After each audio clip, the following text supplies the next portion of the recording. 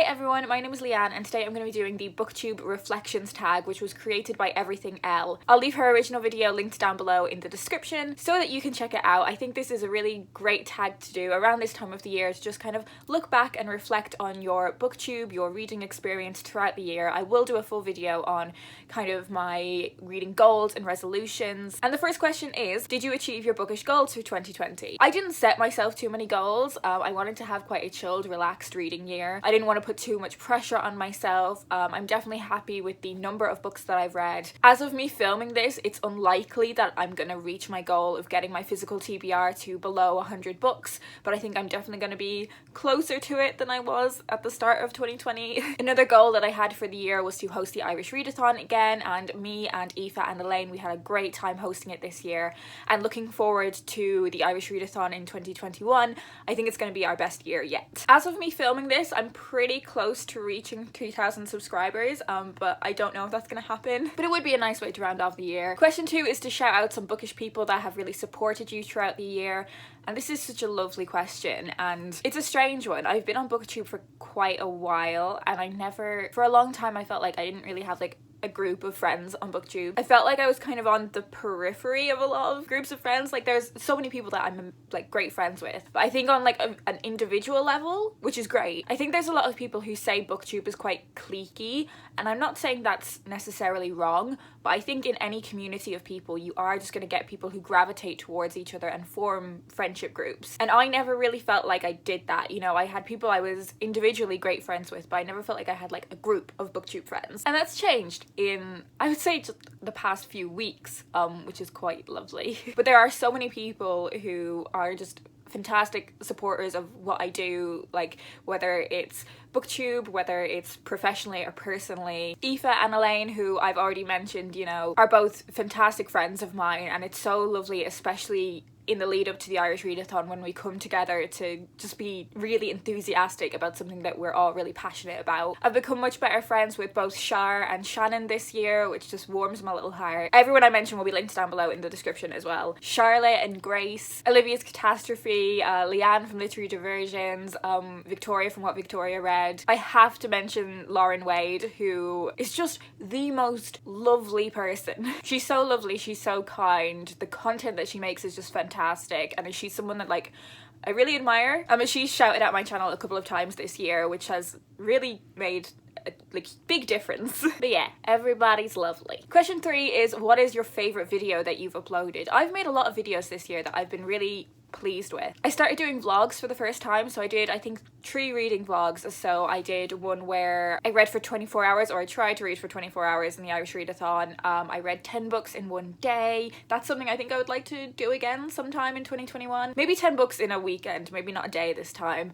And I did another reading vlog where I read 5 books that were all about vaginas. I also did a unpacking vlog when I moved back to Ireland. I was really pleased with those videos. I also did a video where I showed you the entirety of my physical TBR, which I was really pleased with. I did a couple of versions of the place and time book tag where I spoke quite personally about the times of my life and particular places that I connected with books, and I really enjoyed the process of making that and trying to connect memories to reading experiences. Question 4 is to name a video that didn't do as well as you thought it would. There are a couple, I think. I did a video at the start of the year which was about Instagram choosing what books I read, and I think if I was to do that again, I would make it into a reading vlog rather than it just being me showing you the books that Instagram chose. I also did a video in around February time. I thought it was really funny for me to do it around Valentine's Day, about what to read if you've just gone through a breakup, which I did think would do better than it did. I'm hoping maybe it kind of backlists pretty well. Question 5 and question 6 I'm gonna basically combine because I think they kind of go hand in hand,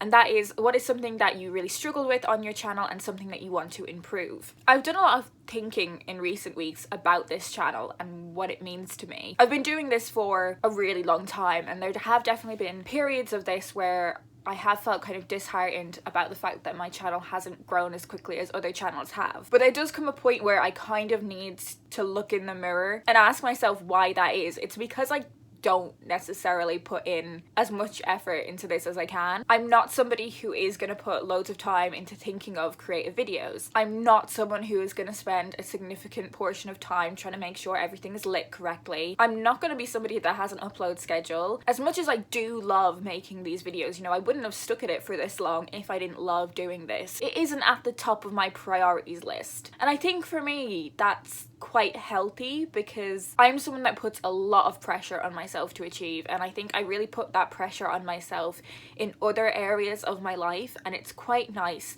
to have this space that is just fun. Like if this started being stressful for me, if there started to be things that I was really struggling with, it wouldn't be worth doing for me. As much as I do want to hit that 3k subscribers milestone, if it was hugely important to me, if growing the number of subscribers on this channel was hugely important to me, I think it would ruin it for me because it would just mean that I was putting pressure on myself. If the number of views really mattered to me, I would end up putting pressure on myself, and I don't want to do that. This is one of the few areas of my life that I don't put pressure on myself with. So while I do struggle, like I do think about the views sometimes, I do think about the subscribers sometimes, I do compare myself to other channels sometimes, I have to make my peace with that. But in saying that, I would like to get better at kind of like self-promoting myself.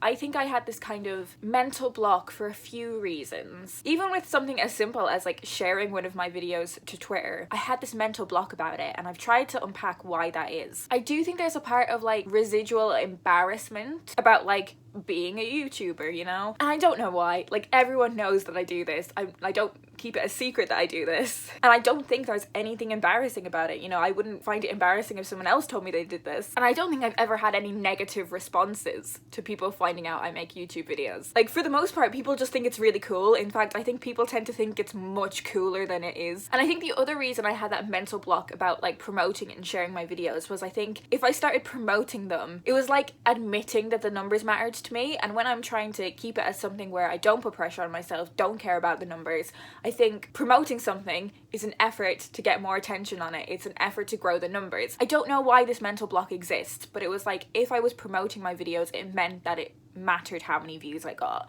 because I was trying. And if I wasn't trying to promote my videos, it didn't matter if the numbers didn't grow because I wasn't trying. And it's silly. It's just silly. I'm definitely like gradually getting a lot better at it. Sometimes I just don't think to do it. Like I just don't think to tweet about a video. But I do think one of the reasons why I have been able to become better friends with people this year is because I've been that bit more engaged on Twitter. So basically what I want to improve is just be more kind of like consistently involved. So basically what I want to improve is I want to be more kind of involved in a bookish community and get better at showing how proud I am about this channel, because while it is something that, as I've said, I don't put pressure on myself with it, I am still very proud of it. You know, I've stuck at this project for several years, you know, throughout both universities I went to, throughout relationships and heartbreaks, throughout friendships forming and friendships ending, throughout new jobs. This has been the consistent thing, and I'm really grateful for it. And that kind of leads into the final question, which is, what do you want your viewers to know? And I just want to say endlessly thank you. There are viewers, some creators and some not creators, who I see on every video, I see in the comment section of every video, and it means the world to me.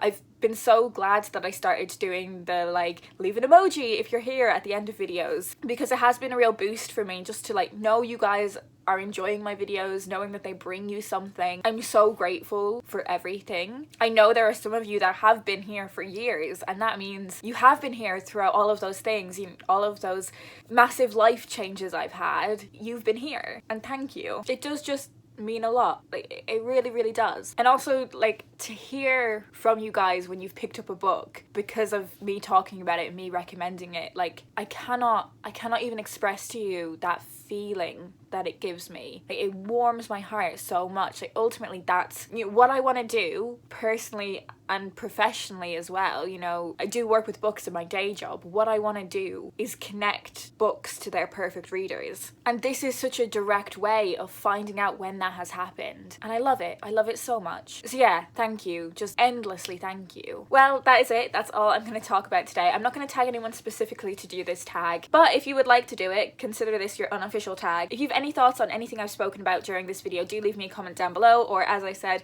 if you have nothing specific to say, just leave me a little emoji so that I know you're here. I hope you guys are doing well, and I will talk to you in my next video.